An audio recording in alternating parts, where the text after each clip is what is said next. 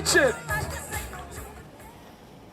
So I raced my first Ironman at Ironman New Zealand on the 1st of March 2025. And now, about 3 weeks after that race, I'm gonna try and recap it. So I have a bit of footage from the week and kind of the build up, and then I've obviously got a lot of race day footage, but I kind of don't have much of the structure of a video, so I'm gonna kind of voice over for most of it, I think. But let's jump back to that week. So I'm once again taking the long way to Taupo.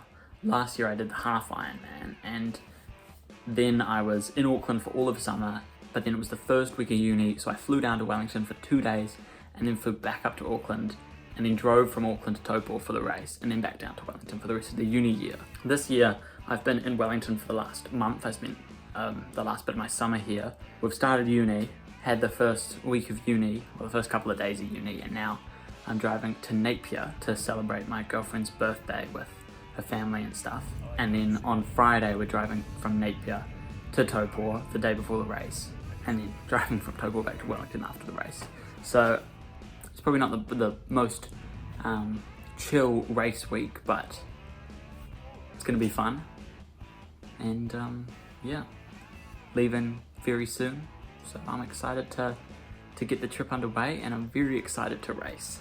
I think that is actually the only clip that I talked in, but yeah, then we drove to Napier, spent a few days in Napier. Then on Friday, the day before the race, we drove to Taupo in the morning, went to the race expo, picked up my gear, then drove to our accommodation where we unpacked our stuff. I built my bike, rode it over to the transition area, dropped off my bike and dropped off my gear bags, my run gear bag and my bike gear bag, and then went back to our accommodation, and then I was pretty much just getting set. I had a uni class that I had to do online, which wasn't, it's not ideal to it's not ideal to have to do anything really the day before the Ironman.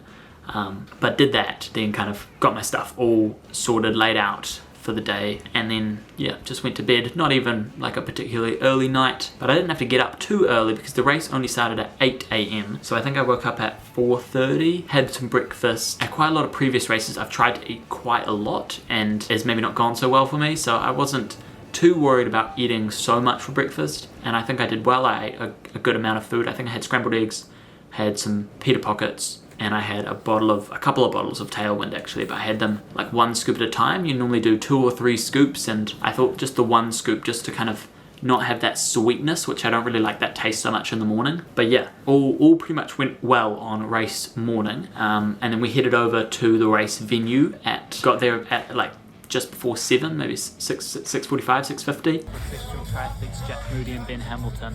Yay. Whoa. See if you can keep up with them. I went to my bike, got my stuff sorted for that, put my helmet there, attached my bike shoes, pumped my tires, and then I realized I didn't put my gels in my gear bags, and I didn't know that you couldn't access your gear bags on race morning, so that was a blunder, but I managed to convince the volunteer to let me go to my gear bag and put like 20 gels in there, and I felt like an idiot because I was like, how do you forget 20 gels?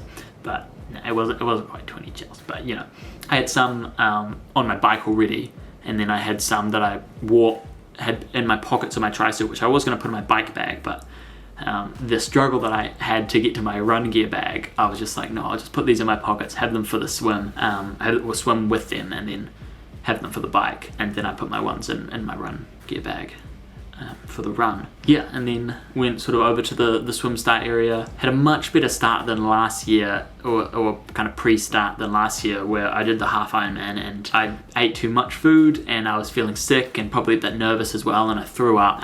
This year was much more calm, much more chill. I think I was maybe rushing a little bit less, and yeah, just got my wetsuit on, sort of enjoyed the moment, got my sunscreen on. Yeah, and then about 10 minutes before the start of the race, went in the water, warmed up, and then about 5 minutes before the start of the race we all got out and then went in our waves, and I sort of put myself at the back of my wave because I was in the fastest swim group, but I wasn't really going to swim that time. That was kind of my goal when I had signed up for the race, but with my training and my illness leading up to the race, it just wasn't going to happen. So I should probably say I had glandular fever 3 months before the race, and also just the whole year before the race was a lot of on and off training with sickness and stuff, and Yeah, so it wasn't an ideal build-up, but my goal heading into the race was to finish in under 11 hours. That was quite optimistic, but I did think that I had a reasonable shot at doing that, or at coming close. I thought that that would be a 1 hour 10 swim, a 6 hour bike ride, and then a 3:30 marathon. That gave me about 15 minutes for transitions and about 15 minutes for something to go wrong, something like that. Yeah, so that was kind of my hope going in. I think I would say I was 40% that I would be able to do that and 60% that I would not be able to do that. Like the minute before the race started, I felt really great. I was in a good headspace. I was excited to be doing my first Ironman. I was kind of just alone. Like I was sort of at the very back of like the everyone was stretched out like this, and I was kind of on the far side, which was sort of the fastest line. Like we followed the boys along this line, and we were kind of lined up here, and I was sort of back here at the back, but sort of, you know, swimming the shortest distance. But yeah, I was at the back, so I was kind of alone, and there were a couple people sort of just in front of me, like people that had clearly never met before, and they were just having a convo, and I was like, I don't know, it just felt really cool. And the water was very calm, it was very flat, and there was very little wind, so, and it was warm, it was quite warm, it was like 21 degrees, the spirits were high, all was good. The race started, and I loved the first half of the swim. 5, 4, 3, 2, 1, and put your hands together. Everybody, these athletes step off in the 2025 edition, the 45th edition of this amazing event in this amazing location with these amazing. It was just a lot of fun. I really quite enjoy like swimming with so many people around. I think for a lot of people it's quite nerve-wracking, but for me, I'm quite confident in the water, and I just felt it to be quite fun and quite spectacular almost, because the lake is so beautiful, it's very clear, you can see a lot around, and yeah, I just loved it. Yeah, right when we were about halfway through, I was kind of on pace. Someone had actually accidentally hit my arm and paused my watch, which I noticed like the moment that it happened, so I unpaused that and stopped for a moment, and I was able to see that I was actually on pace, roughly. So that was good. I didn't plan to look at my pace at any point during the swim, but kind of a happy accident, and yeah, it was good. So it was right around the halfway marker, and then the second half of the swim wasn't as good. I felt just, yeah, a bit over it. Didn't really feel like swimming anymore. My goggles were hurting my face quite a lot, and I was feeling quite sore, and I definitely slowed down, and I could feel myself slowing down, and that was a bit demoralizing. And there were definitely points during that last sort of maybe kilometer of the swim where I was like, oh, I actually, like this at that moment, the whole day of the Ironman felt a bit unachievable. And it was kind of the first time that I'd felt that. I think for the most part during the training, I was kind of thinking, yeah, it's long and it's hard, but I can do it. But yeah, I was pleased to get out of the water, we'll say. Like I was really, really pleased to have the swim done and then be able to, be getting on with the day. So got out of the water. The run into transition is quite long. Ran at a fair pace. Got my wetsuit kind of most of the way off. Got into transition. Got my bike bag from the rack of bags. Got into the changing area. Got my wetsuit off. Had a little bit of trouble. I think during the run-up, like all the water drains out of your wetsuit, which makes it harder to take it off, but there's nothing really that can be done about that. So yeah, that was good. T1 was good. Got my socks on, got my glasses on, then ran to my bike, got my helmet on, unwrapped my, well actually, got my helmet on, peed, just standing there, because I really needed to pee during the swim, and I was like, I could stop to pee in the water, but I don't know, it felt like, I wanted to try and find a more efficient way to pee, because I was, you know, racing, like I was trying to go for a good time that was, you know, anyway. So yeah, I kind of was trying to pee as I was like getting my sunglasses on and then getting my helmet on and stuff, and like, yeah.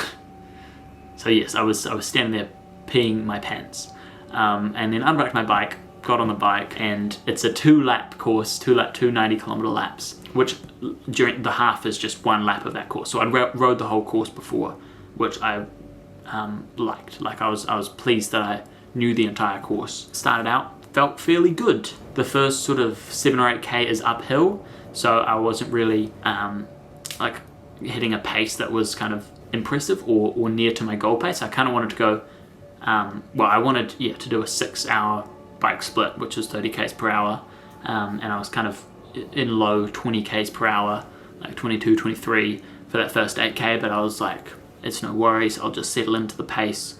And then I did once we kind of crested that hill, and then it's a sort of a long downhill that's not that steep downhill, so I was able to get a few bits that were like where I could go, 30, 40k, like high 30s, 40 k's per hour. But yeah, then most of this sort of first part going out, which is like 45 k's, about 50 k's to the turnaround, it's a bit longer on the way out because you kind of do a bit of a loop.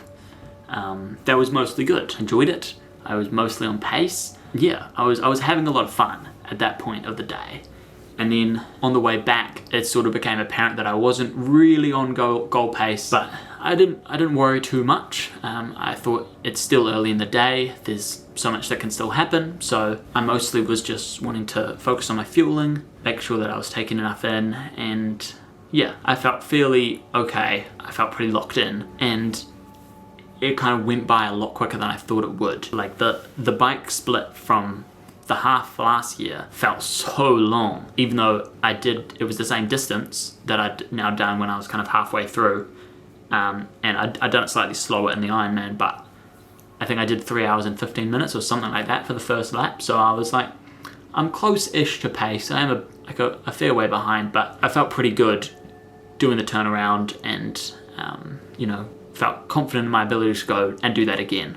Like, I really thought in the whole build-up, I thought that turnaround point's going to be awful because you've just done this 90-kilometer ride. It's been so tough because my experience of the half was that it was so tough, and then you have to go and do it again. But no, I actually felt during the Ironman great. Like, I was like, let's go. I'm excited to go and do this again, which was really good. That was a great mindset. I stopped maybe a kilometer or two after that turnaround because there was an aid station there and I wanted to use the toilet. I had already peed once on the bike, but I was trying and I couldn't manage to do it again, so stopped, used the toilet. Immediately regretted that decision once I got back on the bike because my butt was so sore, and I think just getting off the bike for a moment just made that so much worse. But yeah, that was okay. It was fine after like 5 or 10 minutes of riding. And yeah, sort of, I guess, until about 130 k's, so most of the way out on the second lap, I felt pretty good. That sort of excitement was still there, but then it sort of got a lot harder. Not really all of a sudden, it was quite gradual, but I was just getting more and more fatigued. My legs were just really, really sore. Holding aero became less comfortable. My butt was really quite sore.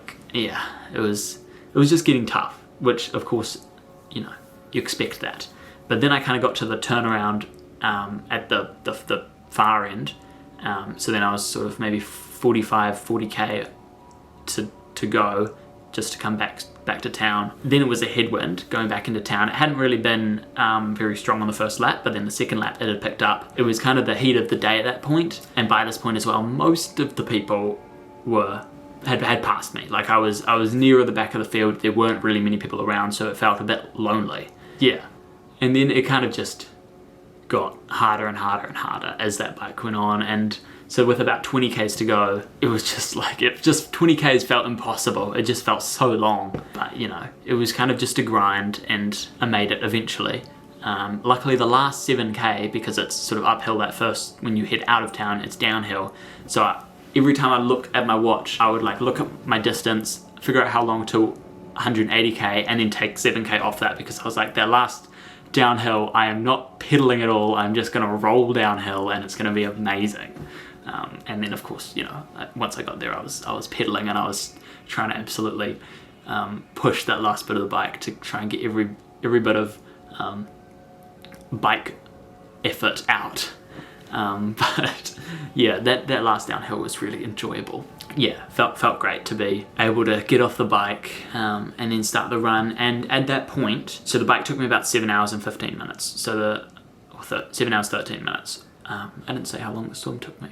The swim took me 1 hour and 13 minutes, so just about on pace.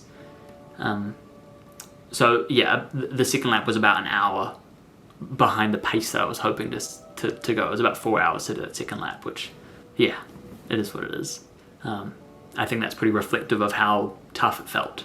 So at that point, I was 8.5 hours into the race, and so my A goal was sub 11 hours. My B goal was sub 12 hours. So at that point, if I had have run 3.5 hour marathon, which was going to be my goal pace for going for a sub 11 hour Ironman, if I had have still run that 3:30 despite the bike being, an hour and 15 longer, then I still would have got sub 12 hours, which would have been my B goal. And I thought, I kind of have two options. One, because realistically, I probably can't run a 3:30 marathon after that bike, is to start slower and accept that I'll finish slower than 12 hours, and that would maybe mean that I could finish in a faster time, than the other alternative, which I'll get to. But yeah, maybe I paced for a 4 hour marathon and then I finished in 12:30. So I could have done that, or I could have gone for the 3:30 marathon, ran at that goal pace, 5 minutes per kilometer, and if I could do it, then it would be just, I don't know, I felt like that would be the thing that would make up for having a hard bike. You could say a bad bike. I mean, I didn't really feel any pressure or expectations or negative feelings about my efforts because of just the lack of training that I've been able to do. But yeah, I felt like if I had run a 3:30 marathon, it would have been incredible, and that high would have just overwritten all of the lows from the past year of kind of having that not great year as far as training and racing has gone. So I kind of thought about that, and then I thought, realistically, it's probably not going to happen, but what if it does? If it doesn't, I'm going to blow up, and it's going to be a tough marathon, and I'm going to finish way slower than 12 hours. And I kind of thought, I see nothing wrong with, because, forgive me for the people who are doing an Ironman in 12.5 hours and are really stoked with that time, but to me, that's a time that I would say is slow. I think that is actually about average for an Ironman finish time, but I think I'm probably capable of a sub 10 hour Ironman in the next year or two. I think with good training, I can really be a lot faster than that. So I wasn't wow, if I do a 12 hour marathon, if I do a 12.5 hour Ironman, then I'm going to be really pleased with that time. It still wasn't really going to be a time that I was pleased with. If I managed to get sub 12 hours, then maybe, yeah, but 12.5 hours and 14.5 hours is not really much difference between that, and I guess the satisfaction of it time-wise. To me, they're both slow times, so I was okay with risking maybe setting a sub 12 hour time, a time where I probably would have been pleased with, than going way slower.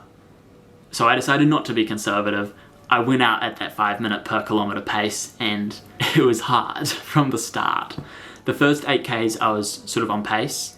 I did stop to pee kind of right at the start of the run, but yeah, I was mostly on pace. I mean, when you look at the footage of me, you can tell that I am absolutely in the hurt locker. I am really giving it my all, and it doesn't look like it's an effort level that is going to be, visually, an effort level that's going to be sustainable for a marathon. And it probably wasn't. But, yeah. So then that sort of after the 8 kilometers is when I started to slow down, started to fall off the pace, but I was still alright. It was still 5:20, 5:30, 5:40, it wasn't terribly slower. And I was managing to keep that up until about the 20k mark.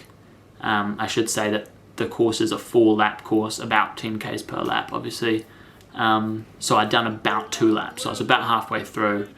About 20k marker. And that's when it really started to hurt, and I really started to slow down, and I just, my legs just felt so heavy that I was I just can't. So at that point I was kind of I just don't want to walk for as long as I possibly can. I kind of thought, I'm going to be walking this in, it's going to be a tough day, it's going to be a long day, but how long can I not walk for? And it turned out that wasn't very long, because by about 26k's, so about 6 kilometers later, I was walking. And from that point, you know, I had 16 Ks to go, but it felt impossibly far. But yeah, just run, walk the whole way basically from there. I did the Ironman shuffle, as it's called, and yeah, I ended up doing the run in about 4 hours and 53 minutes. So I crossed the line in about 13 hours 31 minutes, and I think 29 seconds, something like that. It was quite cool during the run, like the amount of support, it was crazy. And I think the supporters at this race in particular get really behind you, which is just really cool. So I felt, although I was obviously suffering and in a lot of pain, like I was in so much pain, it was so physically painful. I was mentally, and emotionally, I was doing pretty good. And I was just, yeah, pleased that I was able to do an Ironman, because that's quite cool. It's something that I think, like, it's an achievement that I'm really proud of. And I think, yeah, that last, so it's about at about 38 kilometers, you kind of, there's one hill at the far end of the run course, and you crest that hill with, yeah, about 4 Ks to go. So then I was kind of running downhill, and then it's basically flat along the lakefront for about 3 Ks till you get into the finish line. And that 3 Ks, I really started to, you know, try and pick up the pace. You know, I ran that whole way, and I was kind of increasing the pace. Sort of after I got over that hill, I was like, no more walking, we're running the whole way, running it till the end. And yeah, I managed to keep passing people, and I was like, in the back of my mind, I was thinking, I need to, like, I want to finish in a quiet patch. Like, I want to make sure there's nobody, I'm not too far like immediately behind someone, and I'm not immediately in front of someone, just so I can kind of allow everyone else to get their moment in the finish shoot, as well as allow myself to have my moment in the finish shoot. So that last couple of Ks, every time I would pass someone, I was like, okay, there's a big gap in front of them, this is my spot. And then I would kind of just keep going and keep finding that I could increase the pace a little bit, and I keep catching up to another person, and that happened like 10 times, where I was like, okay, this is my spot, and then there was another spot. Which was kind of a little fun game that kept me entertained at 9:30 p.m. When I'd been exercising for 13 and a half hours. Yeah, closer and closer to the finish line, and it was kind of one of those things where I was like thinking about, you know, in a week's time, this is just going to be, it's not going to feel that long. At that time, it was like, this 2Ks is like 10 minutes. Maybe 12 minutes was just like, seems so long. And I just wanted to stop, but I had to keep going for a little bit longer, and I did. And then, yeah, got to the finish chute, got to the bell, rung the bell, and I was like, I've got to try and, because from a lot of other races, like big races, and particularly the half Ironman from last year, I don't have many memories. Like, I kind of remember the footage that I have and the photos that I have, and a few kind of core memories, but I really don't actually remember that much. So I was like, I really want to take in these moments. So when I got to the bell, I was like, I'm taking this moment in, and I'm gonna remember this for the rest of my life. Yeah, rung the bell, and then ran down the finish chute and finished, and it was cool. And I was like, I want to hear them tell me that I'm an Ironman, because kind of that same thing, like I want to be able to actually remember that moment. Like, so I listened out, and I heard them say that. We got Will McMorran coming through. Go Will! You are an Ironman, you absolute legend!